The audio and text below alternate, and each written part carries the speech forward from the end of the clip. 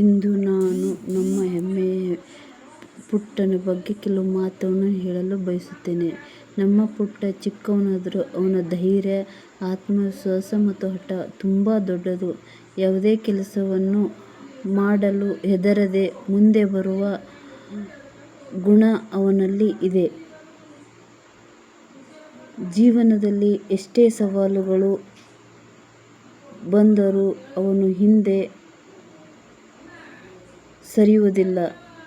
ಬಿದ್ದರೂ ಮತ್ತೆ ಎದ್ದು ನಡೆಯುವುದನ್ನು ಕಲಿಯುತ್ತಿದ್ದಾನೆ.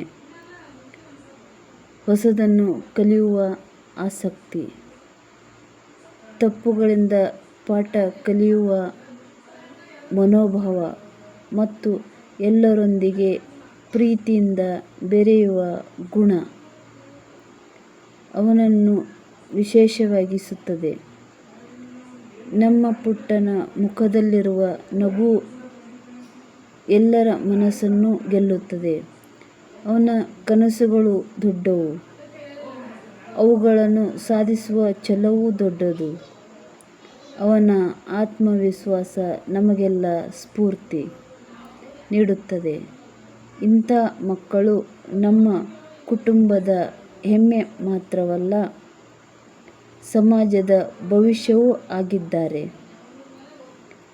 ನಮ್ಮ ಪುಟ್ಟ ಯಾವಾಗಲೂ ಒಳ್ಳೆಯ ಮನುಷ್ಯನಾಗಿ ಬೆಳೆಯಲಿ, ಹಿರಿಯರಿಗೆ ಗೌರವ ಕೊಡಲಿ, ಕಿರಿಯರನ್ನು ಪ್ರೀತಿಸಲಿ, ತನ್ನ ಕನಸುಗಳನ್ನು ಸಾಕಾರಗೊಳಿಸಲಿ ಎಂದು ನಾವು ಹಾರೈಸೋಣ.